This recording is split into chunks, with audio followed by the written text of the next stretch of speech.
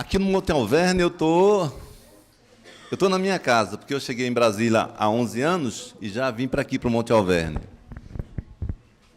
E ao chegar aqui, Ariston ainda estava em atividade profissional e não tinha o tempo para dedicar-se aqui ao Monte Alverne, como ele gostaria, e eu encontrei, aqui onde hoje é o Memorial Pietro Baldo, esse material de Ubaldo que eu ainda não conhecia, não sabia quem era o Ubaldo, não ouvia falar.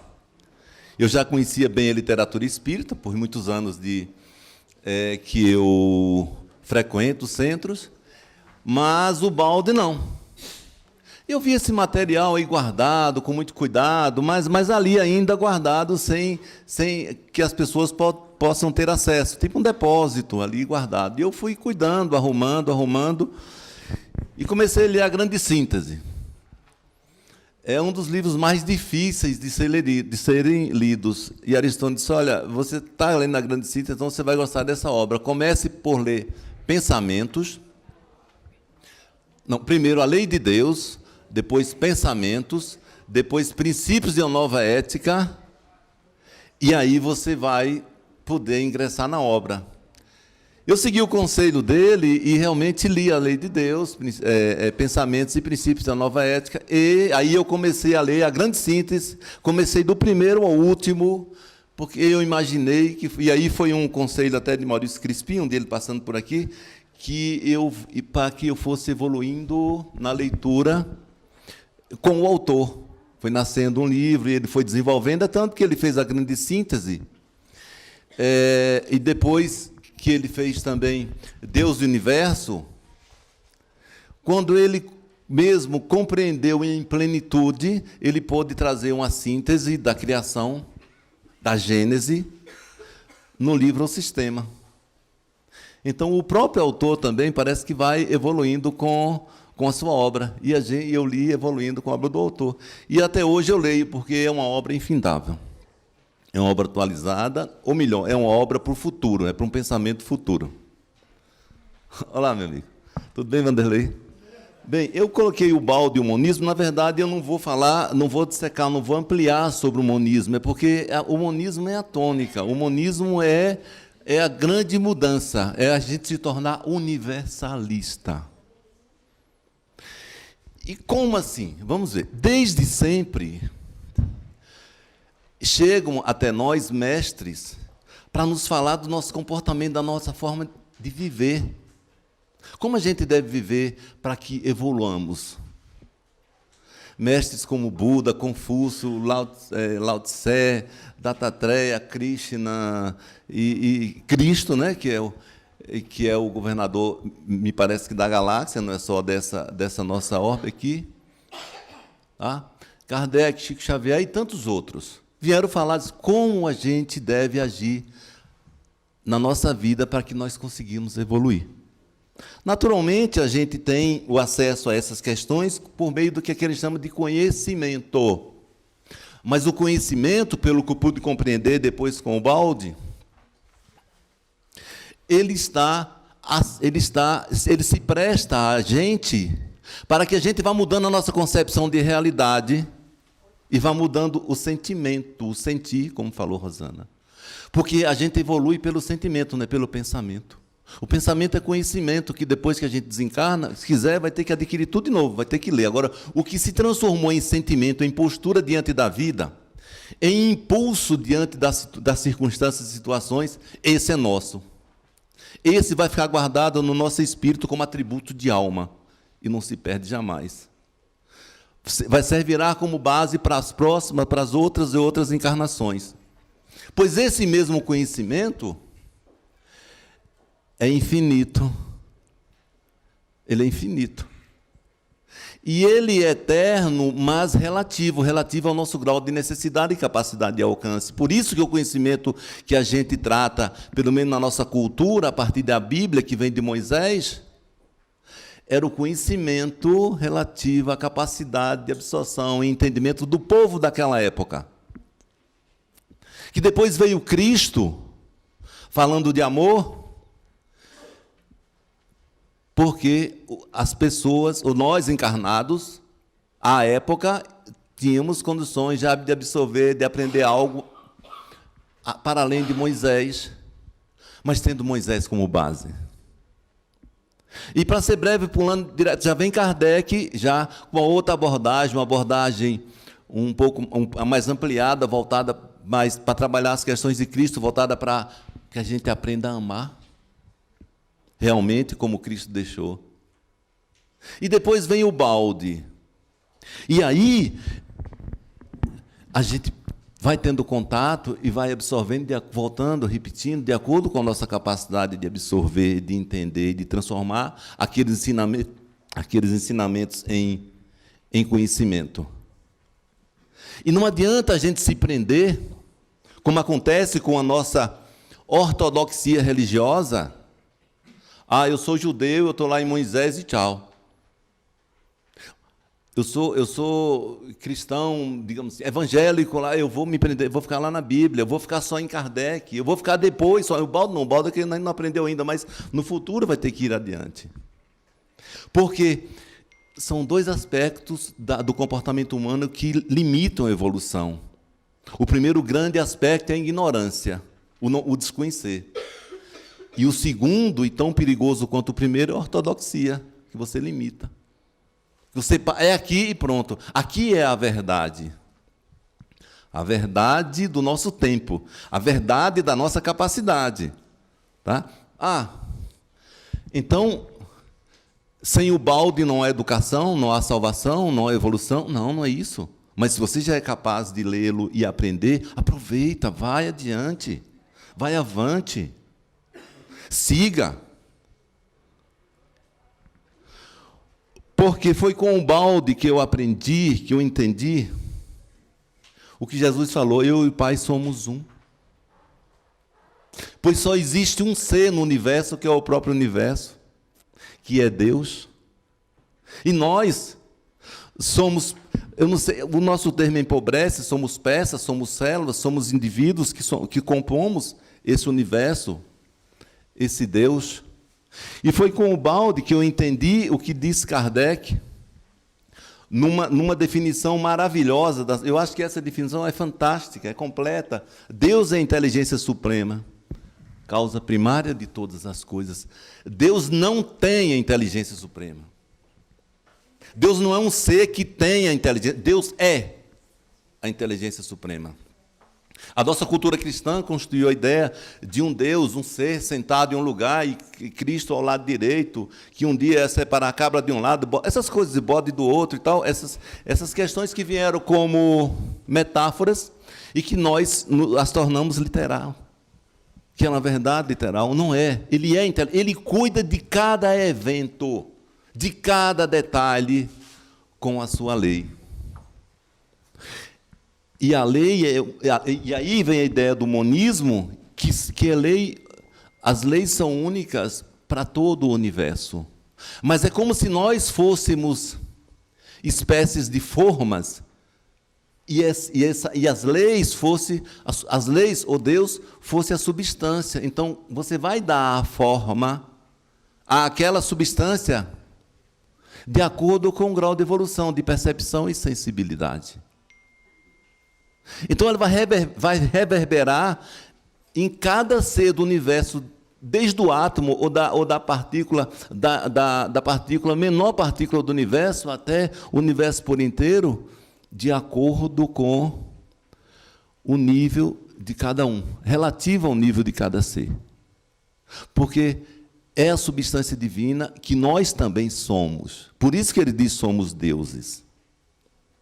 Claro, em substância somos, em potência não, nós somos seres muito limitados. E aí foi com o balde também, que veio confirmando esses ensinamentos, que vem de há muito permeando a gente, que nós conseguimos entender que o universo é único, uno e constante. Não é tudo que é Deus, como se somasse individualidades. O todo é Deus. Não existe individualidades para o universo. Existe na nossa percepção, com o grau de responsabilidade de cada um, movido pelo princípio do egocentrismo, que também é uma ideia de Ubaldi. E aí, a gente, quando põe egocentrismo, como essa palavra ego é uma palavra que todo mundo sabe o que é, se não perguntar, mas perguntar é difícil de contar para os outros, é o princípio de que cada ser, assim como o universo, é movido pelo mesmo princípio. Ele gira em torno de si mesmo, formando uma unidade. No caso, o universo e as unidades que compõem esse universo também seguem esse mesmo princípio. Senão, nós não nos perceberíamos como indivíduos agora do eu sou. Nós seríamos um amontoado de átomos, talvez, ou de partículas menores dispersas no universo. Não teríamos essa unidade para seguirmos. Então, a gente não pode confundir egocentrismo com egoísmo. Naturalmente, o egocentrismo levado a uma potência maior, ao desequilíbrio, leva ao egoísmo. Mas aí são conceitos que podem ser trabalhados em outro momento, porque só me deram um pouco mais de meia hora. Está ali, Lucas, olha. No universo só existe Deus.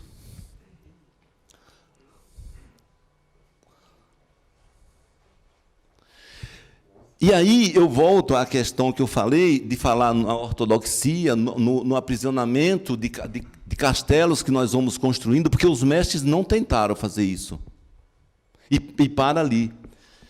E o Espiritismo, está lá no Evangelho segundo o Espiritismo, no capítulo 1, o Espiritismo é uma nova ciência que vem revelar aos homens, por meio de provas irrecusáveis, a existência e a natureza do mundo espiritual e suas relações com o mundo material. Que é um passo gigantesco para a gente que viveu centenas e milhares de anos achando que só existia essa relação aqui com a Terra, Terra, e o resto foi criado estrelinha para enfeitar, para a gente ficar olhando romanticamente à noite. Nós não tínhamos noção de absolutamente nada. E que o Sol girava em torno da Terra, o princípio... não era o princípio heliocentrismo? Como é o princípio da Terra? Bom, esqueci da palavra. Heliocentrismo que gira em torno do Sol. Geocentrismo, obrigado. Obrigado, Rosana. Bem, então isso aqui, então o Evangelho, o Espiritismo, ele veio trazer esse esclarecimento para tirar a gente dos aprisionamentos que a fé cega nos colocou. No fanatismo de que bastava um outro pensar pela gente e ele nos colocaria lá, qualquer dirigente religioso nos colocaria lá no céu.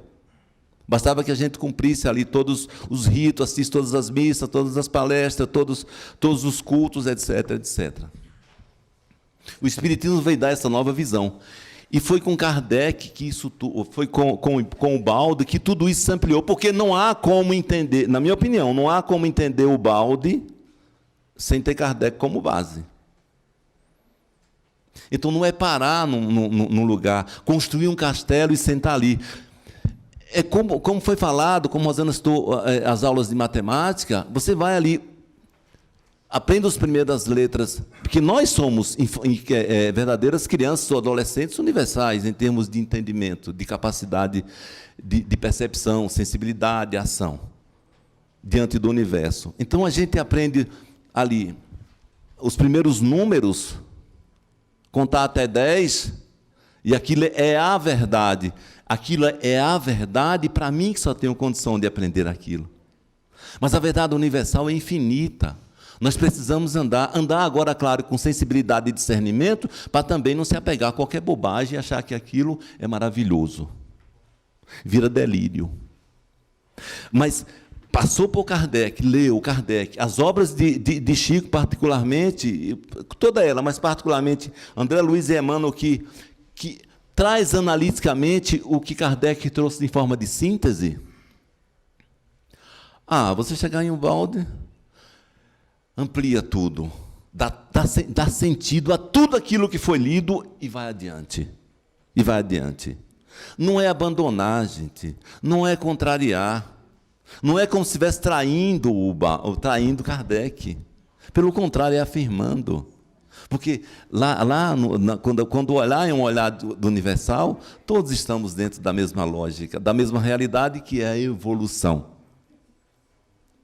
Só assim, unidos em um amplexo, nós, criaturas dispersas, no infinito pulverizado da forma, poderemos encontrar-nos irrefundíveis dividimos em um só organismo, poderemos, através do amor, reconstruir-nos no Deus, que é o retorno que Rosana acabou de falar, que é a evolução, que é compreender-se como parte integrante do universo, e não um terráqueo, porque nós não somos humanos, nós somos espíritos humanizados em experiência reencarnatória. De que entramos num projeto, olha, agora você precisa trabalhar esse aspecto das suas relações consigo mesmo, com o seu próximo, com aquele que será seu pai, sua mãe, seu irmão, esposo. E aí nós projetamos uma personalidade, olha, você vai ser homem, nascer em tal lugar, fazer isso, fazer aquilo, você vai ser mulher, vai fazer isso, vai ser aquilo, você vai ter tais limitações físicas ou não, tais potencialidades. E aqui a gente chega, recebe o nome e pensa que nós somos isso, esse ego. E não somos. Agora, nós precisamos dele para essa educação ou para essas provas. Entramos no sistema de prova e expiação, como diz Kardec. Esses outros sábios que nos trazem, eles trazem a missão, porque nossa missão é com a gente mesmo, mas essas outras personalidades, esses outros sábios, eles têm uma missão também, mas é com o próximo. Eles vivem no mundo de prova e expiação, mas não para si mesmos, eles estão para além disso. Sua sensibilidade, sua percepção é para além disso. Ele veio para nos ensinar. E o ambiente religioso é um ambiente de ensinamento, ou melhor, de ampliar, de ensinamento, dos ensinamentos desses sábios. A religião, assim, o ambiente religioso é para isso, é para esclarecer, é para educar, a escola. É para aprender, não é só para aderir, porque é para a gente aprender e evoluir. Porque não adianta a gente vir só para o Centro Espírita, todos os eventos, participar de todos os trabalhos filantrópicos, tomar passe da paz, fazer tudo aqui, ler o Evangelho todo dia, se nós não mudarmos os nossos sentimentos diante da vida. Porque Cristo disse, conhece-te a ti mesmo. E como é que a gente se conhece? Percebendo o que a gente sente diante das situações. O que é que eu sinto quando eu vejo uma pessoa com muito dinheiro? Será que eu sinto uma inveja absurda, que eu vou querer assaltá-lo? Ou eu sinto apenas, numa gradação menor, um desejo de possuir, ou já estou desprendido que isso aí não me toca mais? Como é que eu me sinto quando alguém me dirige uma palavra áspera que me contraria? É isso, vamos percebendo o que a gente sente, que a gente vai mudando, vai sabendo o que mudar. Senão a gente fica um bocado de coisa assim, querendo mudar e não sabe o quê. Eu vejo uma pessoa que eu tenho um desejo enorme carnal, a minha sensualidade vai lá para cima, peraí, vamos trabalhar isso, eu trabalhar comigo mesmo, para que aquilo vá... Não precisa eu me sacrificar. Basta que eu vá fazendo com que aqueles sentimentos sejam atenuados e perca a gradação. E já não mais me movimente e me coloque em situação de que eu vá me perder de mim mesmo. Então, vamos conhecer a nós mesmos, vamos buscar o ensinamento desses mestres, que é com eles que a gente vai encontrar o aconselhamento do bem viver, para nós mesmos. Porque, depois de Kardec, a gente compreendeu que a gente é que é responsável por a gente mesmo. Bem, eu vim na verdade... Isso aqui Rosana falou, que é como a sombra, fazemos parte do fenômeno da luz, ou seja, a gente caiu, mas não foi para fora de Deus, a gente continuou no mesmo ponto, no mesmo lugar, caiu em vibração, não é uma queda espacial, ok? Eu fiz um cordel e coloquei o título Vozes da Vida, ficou, sabe? Que é o cordel. Vamos lá. Que é justamente, na hora você diz, que é justamente essa ideia do universalismo que o Baldo nos traz. Para a gente sair desse platô, e já estamos saindo de que a gente foi feito, Deus chegou, fez a gente, botou aqui, foi embora, e ficou esperando a gente lá, quem acerta vai para lá, quem não acerta pega outro rumo. E no universo a lógica é outra. Vozes da vida. Pede calma ao irmão vento, moderação na corrida, pois sua velocidade, por vezes, destrói vidas. Ninguém o impede de andar. Com calma ele alcançará sua meta pretendida. No rastro de sua passagem, seu corpo, embora gasoso, é combinação atômica, movimento poderoso, árvores são arrancadas, pessoas ameaçadas, plantações são dizimadas por furacões tenebrosos. A resposta captei como vinda do astral. Sou força da natureza, agir assim é fatal. Não conheço o sentimento, sou apenas movimento, não distingo o bem do mal. Eu sou cego no seu plano, não entendo o que diz, não percebo o que lamenta, o que fiz e como fiz. Eu não tenho consciência nem da minha existência, não sou infeliz nem feliz. Quando passo devagar, eu sou brisa carinhosa. Penteando o capinzal, tal cabeleira formosa, é festa na natureza. Sou encanto, sou beleza, sou uma carícia gostosa. Após eu encontrei uma planta cheia de folhas e espinhos, invadindo todo o espaço, sufocando seus vizinhos. Questionei por que só cuida do seu viver, só interessa seu querer, só importa seu caminho. Pensas que eu sou malvada, egoísta ou coisa assim? Gritou ela com firmeza, se dirigindo a mim. Essa vida é uma guerra. Quem não defende sua terra, nem começa, chega ao fim. Para não ser sufocada, eu procuro sufocar. Os espinhos me protegem do animal me pisar. O que parece rudeza, na verdade, é defesa para a vida continuar. No nosso nível é assim. Civilidade é fraqueza. Sobrevive o mais forte lançando mão da dureza. Não há sensibilidade, nem bondade, nem maldade, nem alegria ou tristeza. Cumpro assim minha função na ordem do Criador. Não me pode pedir mais, nem ódio e nem amor. Aqui vale um adágio. Este é o meu estágio, aqui vale um adágio. Quem manda é o vencedor. Aí encontrei um animal que espreitava sua presa. Perguntei se aquela vida não lhe causava tristeza. Para que tanta violência? Tenha um pouco de clemência, aplaque sua dureza. Sois superior às plantas, podes correr e voar. Possuis olhos e ouvidos, tens olfatos para cheirar. Importantes atributos. Já não sois tão involuto, já pode se abrandar. Replicou com segurança o meio interpelado. Eu vivo mecanicamente, não sou certo nem errado, não sou livre para agir, sou obrigado a cumprir as leis do meu estado. Precisas compreender que nós, os animais, ainda estamos distantes dos seus progressos morais, dos princípios e das normas, das essências e das formas das leis espirituais. Seguimos nossos instintos e nisso não há pecado. Vivemos o nosso plano, nele nós somos cerrados.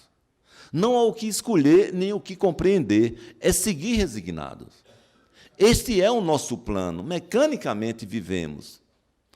Como sermos diferentes se ainda não aprendemos? Não é bom nem é ruim, nos cabe viver assim, procriamos e comemos. Pois o caminho é infinito, já estamos a andar. Não existe outra escolha que não seja caminhar. Já andamos bom pedaço, ainda que sobre cansaço, nós não podemos parar. Em seguida me voltei para o meu semelhante, a caminho da evolução, lutando para ir avante. Tem esse o animal, o vento e o vegetal, porém num plano adiante. Perguntei por que tu cais? Respondeu, sou imperfeito. Já escolho como agisse deste ou daquele jeito. Deus me deu a liberdade, junto à responsabilidade, respondo pelos meus feitos. Sou livre para semear, mas obrigado a colher. Seguir a lei de Deus é meu rumo, meu dever. Já não sou cego instrumento, só me chega sofrimento se eu não souber viver. A lei existe para todos, e o homem a conhece. Viver baseado nela, em tudo o favorece. Como ser espiritual, aprimorando a moral, a evolução acontece. Fortalecer o espírito para praticar o bem, dar a mão ao semelhante, sem buscar saber a quem, ter fé e boa vontade, sabendo que é verdade, de Deus todo amor provém. Entre fadigas e lutas, a vida é muito dura. Somente o Evangelho de Cristo, em sua doçura, nos orienta e conduz. é onde encontramos luz para a caminhada segura. É caminhada infinita, um eterno vir a ser. E quanto mais aprendemos, mais temos a aprender. Apenas Deus é perfeito. Nós temos graves defeitos, muito a desenvolver. Depois eu encontrei um anjo, um ser bem-aventurado. Você progrediu muito, já está mais avançado, se avizinha do Senhor, já vive no grande amor. Respira no grande amor, já vive despreocupado. Respondeu-me docemente, já não preciso lutar. Eu sou um canal de amor que vive a trabalhar, incansável operário, em trabalho necessário para a humanidade avançar. Na esfera onde vivo, não há ociosidade. Trabalhar é grande mérito, é colher felicidade. De Deus eu sou um instrumento, aplacar seu sofrimento é a minha atividade. Aqui fervilha o trabalho, aí se agita o mal. Aqui amar o próximo é postura natural. Aí é outro cenário, faz tudo ao contrário. Ser egoísta é normal. Então me dirigi a Deus, amado e eterno Senhor, com meu coração em prece a Ti, toda honra e louvor. Te peço sempre viver no seio do Teu ser, na glória do Seu amor. Vi todas as formas de ser enquanto assim orava. Vislumbrei as criaturas que Deus hierarquizava. Desde o átomo até o anjo, o adormecido despertava. Cada um no seu lugar na obra da criação, hierarquicamente dispostos pelo grau de evolução, as leis de Deus atuando, a voz da vida falando, e todos vão avançando, galgando mais posição. Então pude compreender como é composto o universo. Nós somos células de Deus. Nele estamos imersos. Compomos seu organismo, regidos pelo monismo nos seus espaços diversos. Obrigado.